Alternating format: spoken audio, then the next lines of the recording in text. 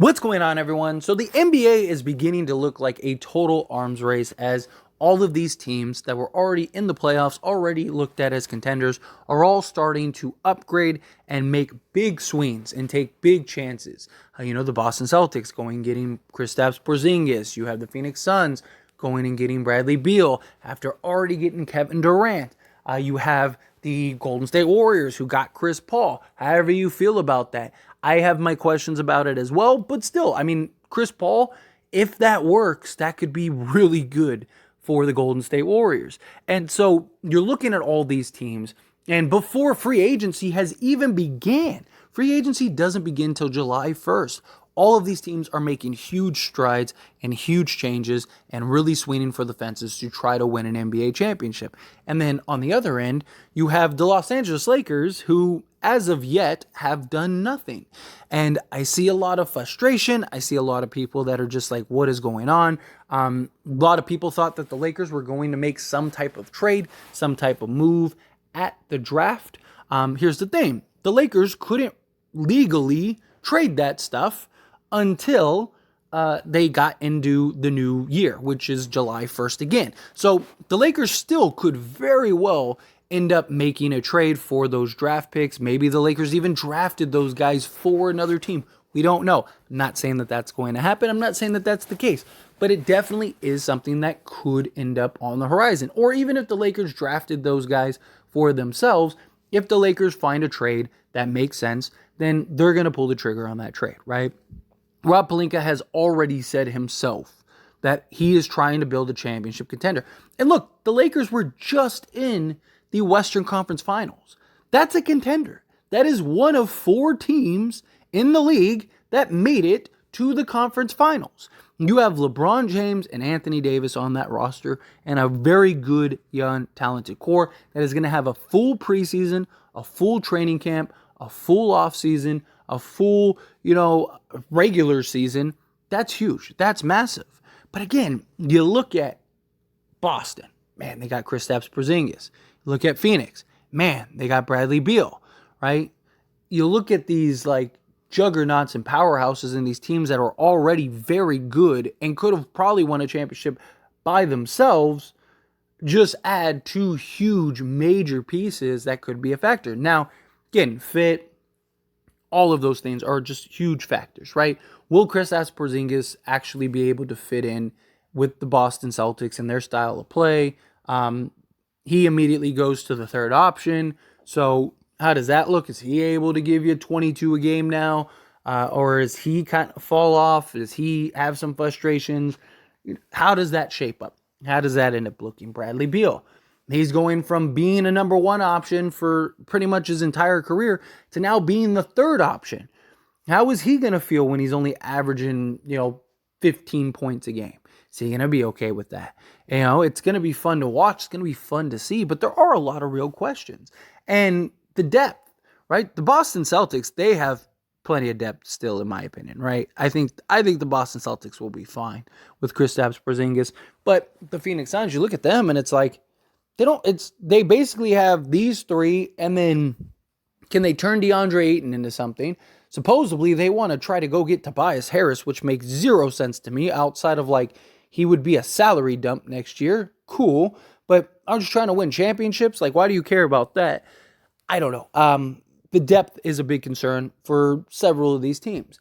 But when you look at the Lakers and you look at these powerhouses, it's like, man, the Lakers really have to make a big swing. Are the Lakers in trouble? And it's a fair question. It's a fair, sort of argument that I see many people put out there. The Lakers are in trouble. The Lakers have to go get a Kyrie Irving. They have to go get a Damian Lillard. They have to do something to compete, right? Miami's probably getting Damian Lillard, and they were just in the NBA Finals. If they get Damian Lillard, then it's like, dude, you got Chris Paul to the Warriors, you have Bradley Beal to the Suns, you have Kristaps Porzingis to the Celtics, now you have Damian Lillard to the Heat. How do the Lakers keep up? How do the Lakers play? Now, when you look at outside of the big sexy names and the big sexy trades and all that stuff, and you really take a second to kind of evaluate the league, the Lakers aren't as in bad of a position as you would think, right? Like, let's think of some of the teams, right? The Warriors still have a world of question marks, even with Chris Paul, right? I I don't think Chris Paul helps as much as they're gonna need him to. And I think the fit is very clunky and awkward, right? Because Warriors like a lot of motion, a lot of running up and down the court, where Chris Paul is more like bring old school, bring the ball up, take 15 seconds off the shot clock, get a good shot type thing, right? So I don't really know how well that works. And then when you look at the other teams, right? The Grizzlies, do they implode and fall apart? The Sacramento Kings, they'll still be pretty good, but I think the Lakers can beat them. The Clippers, they appear to be trying to trade Paul George and very likely blowing that up. Again, the Phoenix Suns, how does that look? They have no depth, no defense, no size, nothing, right? Like, how does that team look? Okay, well, let's look in the East. The Milwaukee Bucks might be losing Middleton, and they're probably blowing it up. The Sixers, they have a lot of questions about James Harden and what's going to happen. And even if James Harden stays, like, how does their depth look? And then outside of that, like, again, if Miami, if they end up getting Dame, then they could be a threat. In reality, there might only be the Celtics, right? like when all is said and done, it might be like, okay, the Celtics are really good and scary, but the Lakers and the Nuggets might end up being the two teams in the East, in the West again. Seriously. Nobody in the West is going to get that much more improved, right? Like the Grizzlies, the Kings, the Clippers, the Warriors, the Timberwolves, the Pelicans, the Thunder, the Mavs, all the teams that were right there, right? All the teams that were, in the hunt at least. None of those teams are going to be that much better to where you're going to be like, damn, right? Like, it's just not going to happen. Like, Denver is already salary cap shut. Like, they're going to make zero changes. They might even lose Bruce Brown. So they could be even worse because he was a huge factor for them. You'll start really, like, when you take a step back and you look and you go, oh, wow, no, the Lakers might end up being, even just currently constructed, might end up being the best team in the Western Conference next to the Nuggets. You got to give it to the Nuggets because they just won an NBA championship. But outside of that, I mean, the Lakers were the best team in the West next to the Nuggets this year. So can they overthrow the Nuggets is the real question. I'm not worried about the Grizzlies. I'm not worried about the Kings. I'm not worried about the Suns. Clippers, I guess a little worried just because they seem to have our number. But I think a playoff series is completely different. The Warriors we just beat will be fine. Right? Like, I think that the Lakers are in prime position. You're only going to have to play one team in the East. And maybe it's the Celtics, but also the Celtics are that team that, like, they're like the Clippers. Like, every year it's their year, and every year for the last, 6-7 years, they fall short. Every year they're in the Eastern Conference Finals and just can't get over the hump.